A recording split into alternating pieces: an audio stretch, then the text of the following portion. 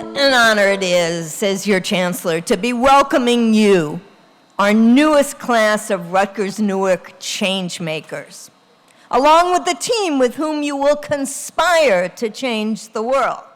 And they're here today. University leadership, your deans and faculty and student affairs professionals, the superintendent of Newark Public Schools, and even the mayor of Newark.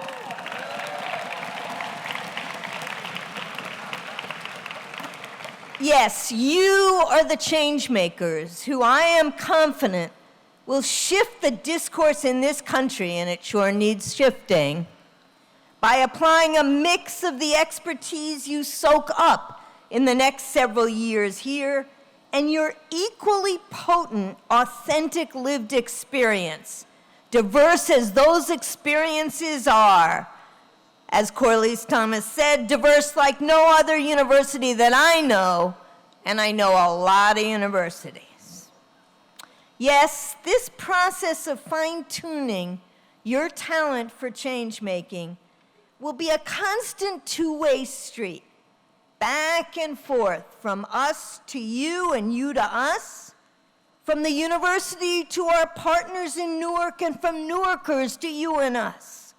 And as importantly, perhaps most importantly, from each other. Your peers will be key to your new community. So my point is simple. Change makers require partners. Partners. And this is the place to find them. This is the place to find them. Now, what do change makers do in addition to partnering and keeping your eye on the prize of expanding equality, opportunity, social mobility, sustainability, health, creativity, and prosperity? That's a long list of change we need. So I see, first and foremost, change makers as those who are willing to take the risk of shifting so-called tried and true narratives. Those who dare to take a new or a different lens on the world, on themselves and on others, on key challenges in their communities and beyond. Those who question the prevalent myths of our time.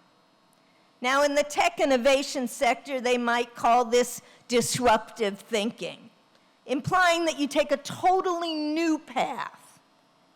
I'm not saying that, for I firmly believe that to move forward, we need to respect history and its lessons for today.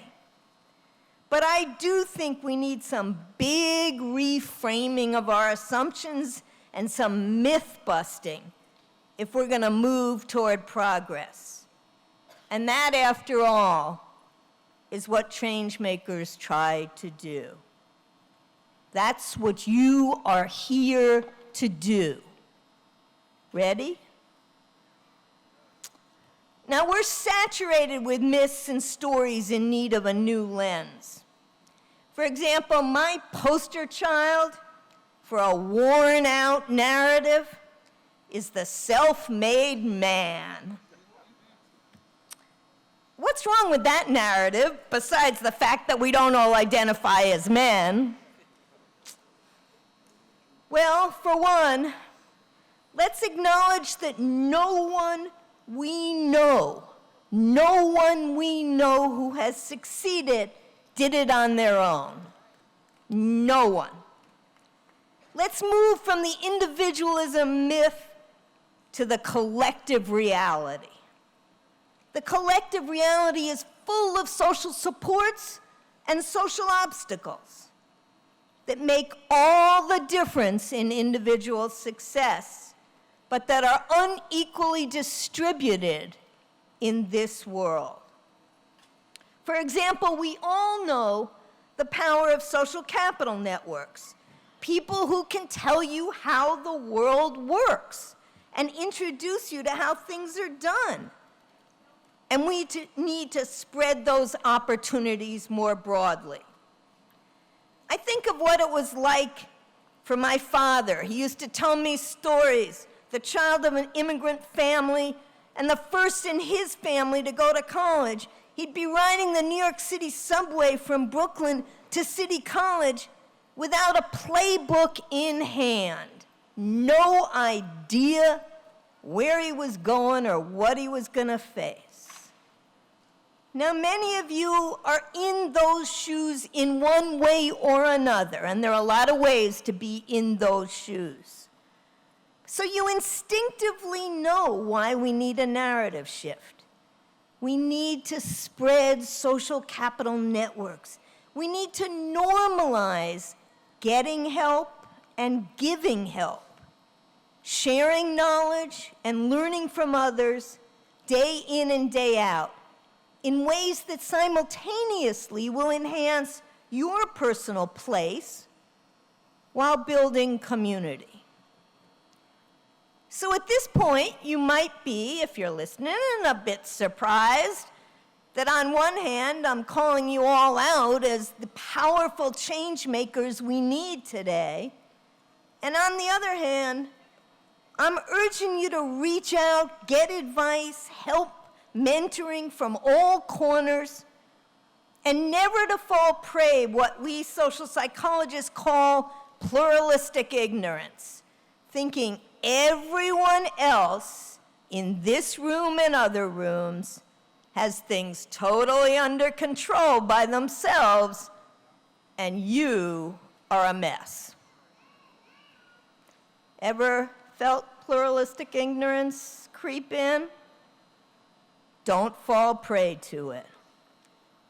Actually, both sides of the coin, the powerful change makers and those who get help and give help, are what the best change makers I know do.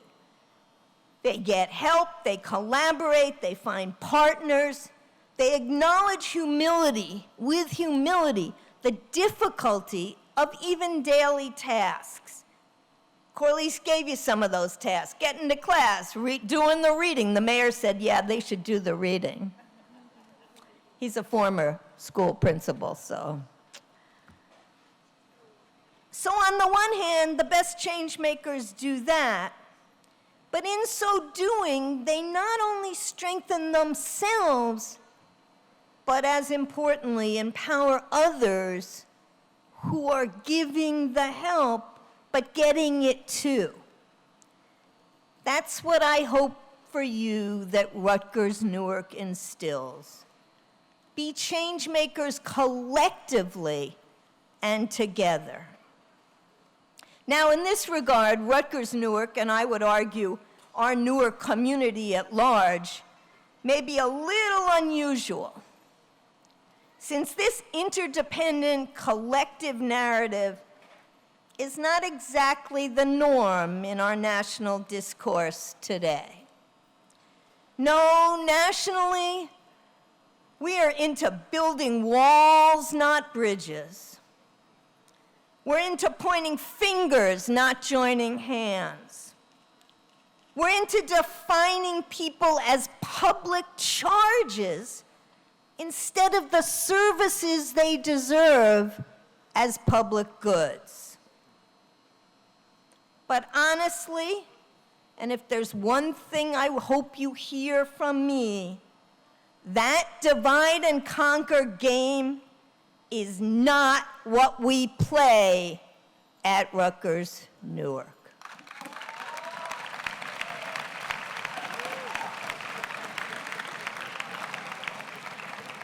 Instead, we want you to join us to change the story into an effort to grow the pie for all together, to bring more people to the table of prosperity rather than serving up a bigger meal for the 1%, to open access to education and jobs and healthcare for more of our neighbors, focusing not on how they got here, but on what they can do for our country.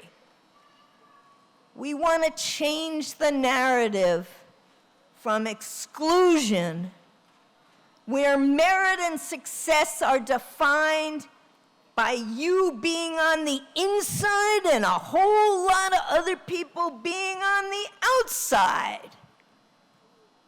Exclusion is not our narrative. We want to change it to inclusion, where success for you and for all of us is defined by the breadth of our outward gaze, not the strength of our inward ambitions. Yes, that's a tall order, that shift. We don't see it on the streets. We don't read it in the media. We don't even hear it really at the dinner table because nobody believes you can shift it. But you can. I know you can because you are Rutgers-Newark students. You are, right? Right? That's you. And you, more than any student body I've ever known, you know from tall orders. You know striving. You know what it takes to take the path less well-traveled to get where you want to go. And you know to take someone else with you. You know to walk with us, my friends, along a new path to inclusion. One that we, and it's as broad a we as you can be, from scholars in arts and sciences and business and criminal justice and law and public affairs, to residents in all of Newark's neighborhoods with finely honed, on-the-ground expertise to share. To City Hall with its collaborative spirit and the C-suites that can anchor Newark's growth and your futures. To the artists who say it like it is, and the teachers in Roger Leone's schools that help motivate the students who will follow you here. Follow you here, right? That's what inclusion means at Rutgers-Newark. It's what inclusion means in Newark, and I really hope it's what inclusion means for you, our newest cadre of powerful change makers. Welcome, congratulations, and thank you for doing this.